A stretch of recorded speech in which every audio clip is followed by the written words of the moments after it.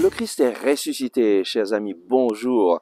Saint Paul dans la lettre aux Romains, au chapitre 14, versets 17 et 19 nous dit « Le règne de Dieu est justice, paix et joie dans l'Esprit Saint.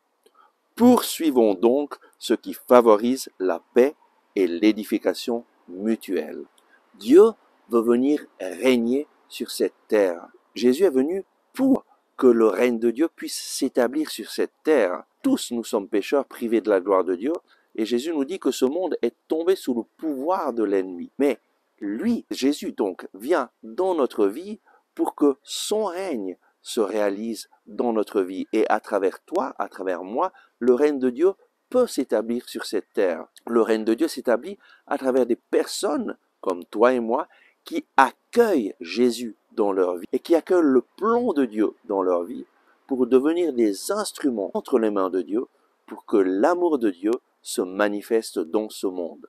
Chacun d'entre nous a été créé pour Dieu, mais c'est seulement lorsque nous accueillons Jésus-Christ dans notre vie que Jésus, qui est le chemin, la vérité et la vie, qui nous porte vers le Père, c'est lorsque nous l'accueillons que le règne de Dieu vient s'établir dans notre vie et que nous permettons à Dieu de régner dans nos pensées, dans nos paroles, dans nos actions, afin que nous devenions des instruments pour que son royaume se réalise sur cette terre. Et le règne de Dieu est justice, paix et joie dans l'Esprit Saint.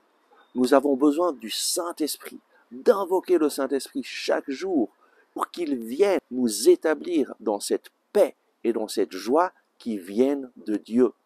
Lorsque tu invoques le Saint-Esprit, tu es en train d'accueillir Dieu en personne qui vient te guider, te montrer le chemin. Et donc Saint Paul nous dit, poursuivons donc ce qui favorise la paix et l'édification mutuelle. Notre vie a un sens, et le sens de notre vie, c'est de collaborer avec le Seigneur pour que son règne d'amour se manifeste. Et son règne est paix, joie. Décide de devenir quelqu'un qui édifie les autres, qui encourage les autres, qui souligne les aspects positifs dans les autres. Et alors, tu vas devenir un instrument qui édifie le règne de Dieu dans ce monde.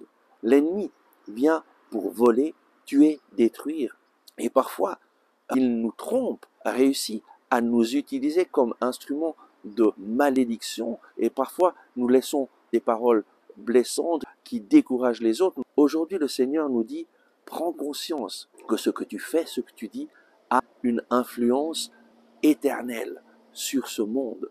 Décide de consacrer ta bouche pour édifier les autres, de mettre un frein à ta bouche pour ne pas laisser sortir des paroles qui découragent, mais demande au Saint-Esprit de venir habiter en toi pour que lui-même mette dans ta bouche des paroles qui édifient, qui encouragent.